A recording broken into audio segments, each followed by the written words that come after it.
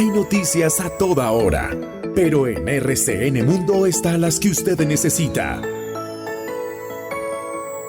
8 de la mañana, 14 minutos. Seguimos atentos a lo que se origine en Egipto, Kelly, en esta cumbre, en esta COP27. Sí, la COP27, la conferencia de las partes, Jesús, que es la gran cumbre internacional sobre cambio climático que hace Naciones Unidas. En estos días se está llevando a cabo en una de las ciudades más importantes en Egipto y participan obviamente más de 190 líderes mundiales. Fíjese que el compromiso de este año es un poco darle dinero a esos países en desarrollo para que suplan obviamente estos problemas que tienen con la crisis climática. Acabo de hablar hace algunos minutos John Kerry, que es el enviado especial de Estados Unidos para el clima, y decía que su país pues prometía en esta conferencia mantener la agenda climática, sea cual sea el resultado de las elecciones de medio término que, recordemos, se llevan a cabo hoy. A las 8 de la mañana, 15 minutos, saludamos a Gunther Pauli. Él es economista belga, experto en cambio climático, autor además del libro Economía Azul.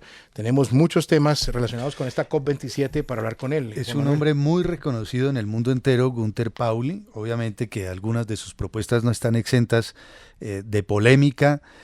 Ha vivido en muchos países, es un hombre del mundo que desde hace mucho tiempo viene formulando también sus propias ideas a propósito del cambio climático o de la crisis climática, y nos cae muy bien este contacto con Gunther Pauli a propósito también de lo que dijo el presidente Gustavo Petro ayer. Claro, por ahí quisiéramos empezar el diálogo con él. Antes saludémoslo. Bienvenido a RCN Mundo, señor Gunther Pauli. Gracias por estar con nosotros. Buen día. No, muchas gracias a ustedes por invitarme. Aquí estoy en Bilbao, en el país vasco. Muy bien, 8 de la mañana, 15 minutos acá. ¿No? Usted debe tener mediodía allá. Muchas gracias por estar con nosotros. El presidente Petro, como lo anticipábamos hace algunos instantes, ha dicho en esta COP27 en Egipto que debemos encaminarnos a un mundo sin petróleo ni gas. ¿Qué tan viable es esto en el corto plazo? Mira, la gente están fascinados con la crisis y hablamos mucho de la crisis, pero lo más importante es que si, por ejemplo, tomamos el cultivo de las algas marinas que generan 1.000 toneladas de biomasa por año, por hectárea, somos capaces. Los Estados Unidos son capaces que solo con el agua en el mar delante del estado de Washington de suministrar todo el gas que necesitan. No necesitamos un mundo sin gas, necesitamos un mundo sin gas fósil, y Colombia con sus dos mares, el Pacífico y el Caribe, es perfectamente capaz de ser autosuficiente en gas gracias a sus algas, a condición que hay liderazgo político. Señor Pauli, en esta intervención hablaba también el presidente Gustavo Petro de Colombia de la Amazonia, pero recordemos también participaba no como presidente invitado, sino como líder internacional invitado, el expresidente y ahora pues presidente electo de Brasil, Luiz Inácio Lula da Silva. Y hablaba el presidente Petro de la financiación que debe haber para recuperar las zonas deforestadas de la Amazonia. ¿Usted cree o ve viable que salga apoyo finalmente para la región de esta COP27?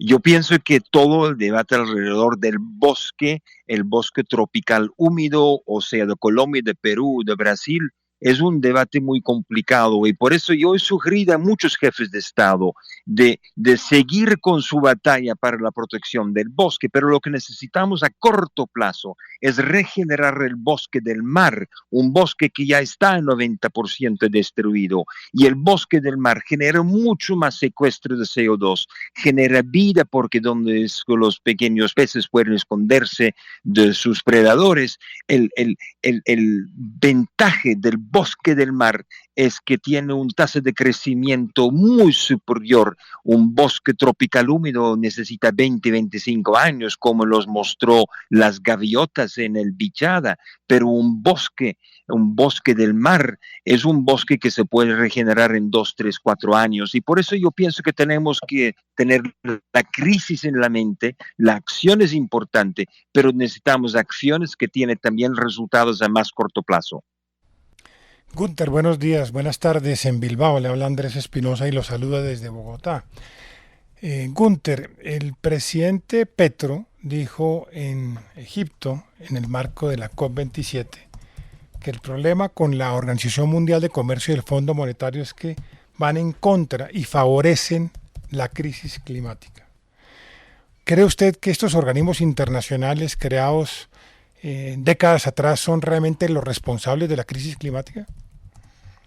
Mira, hablamos en términos muy concretos. Hay el Tratado de la Energía, the Energy Charter Treaty en inglés, y este promete, 52 países prometen a los multinacionales de energía que si hay un cambio de político para proteger el medio ambiente, que las ganancias perdidas serán compensadas para los países, para los estados. Esta es la realidad.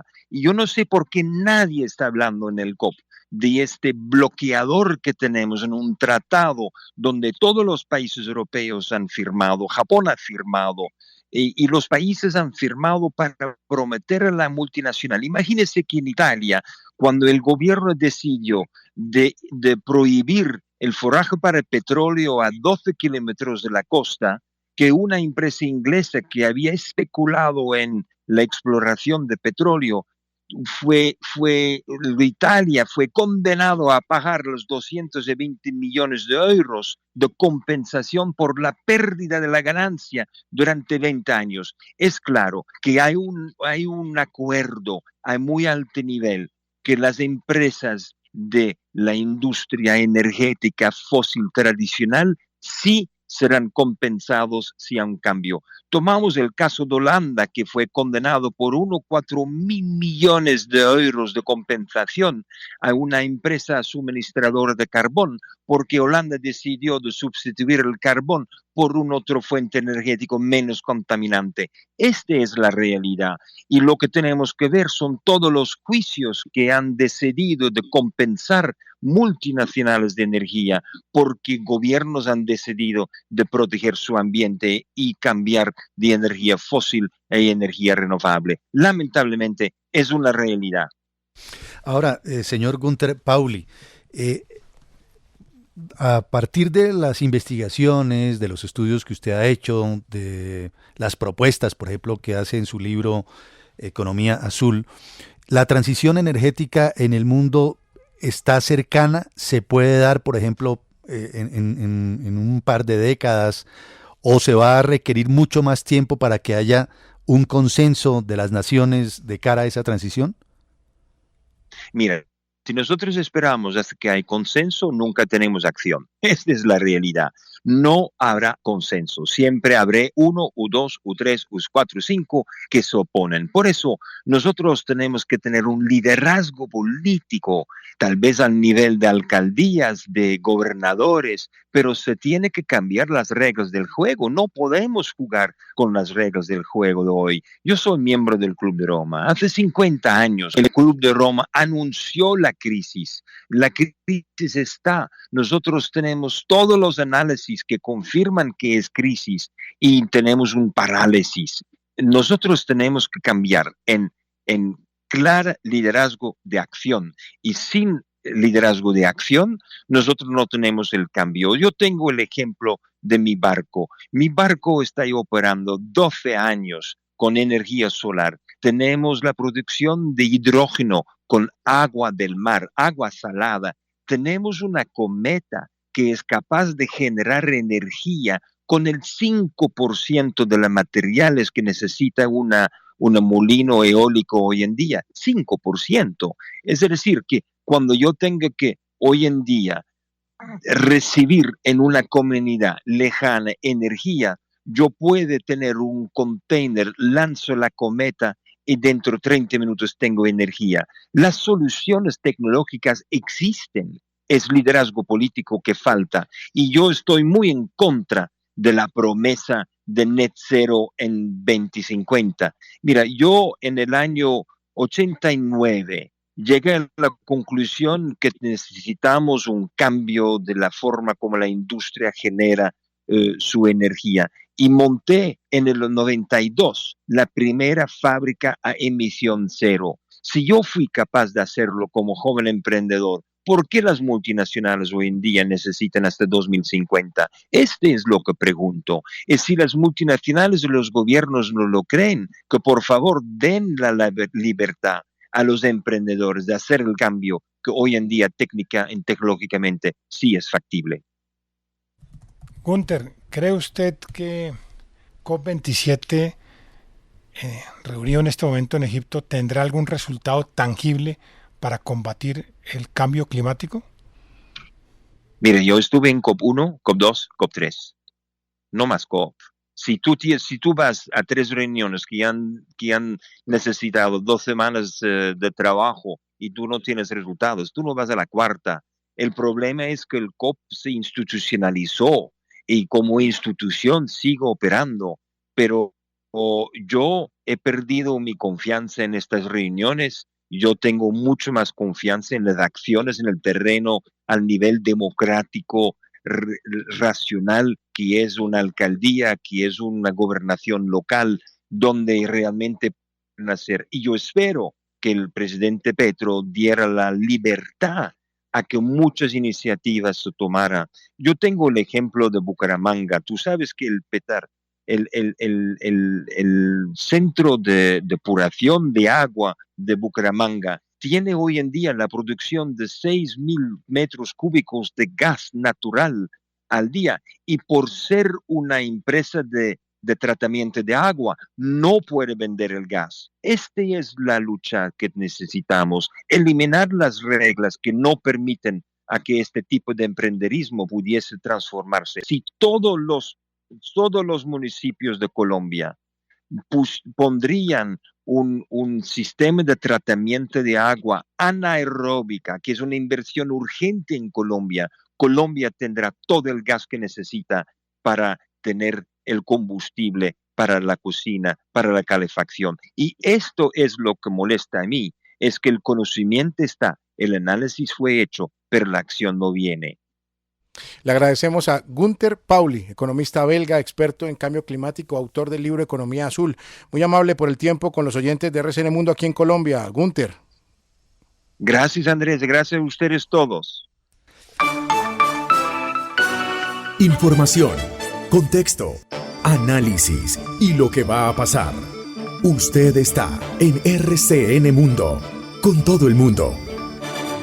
Bien interesante tener en estos micrófonos a Gunther Pauli, ¿verdad? Es un hombre, digamos que muy particular. Disruptivo, ¿no? Disruptivo. Habla 7 idiomas, ¿no, Andrés? 7. Así es. Él realmente no solamente habla 7 idiomas, sino que vive en diferentes partes, porque él vive en Bélgica, él vive en Japón y vive en Sudáfrica, y estuvo casado con colombiana, tiene hijos colombianos y ha venido muchas veces a Bogotá. Habla perfecto español.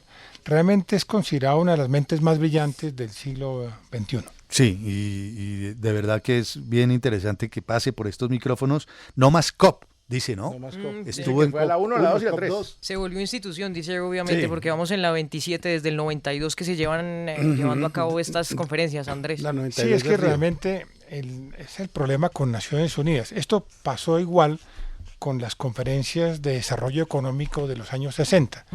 En esa época la diferencia es que duraban 45 días, ahora son 2 semanas, pero es exactamente lo mismo. Esa burocracia realmente no está para solucionar los problemas, sino para mantenerse ellos dentro de la burocracia de Naciones Unidas.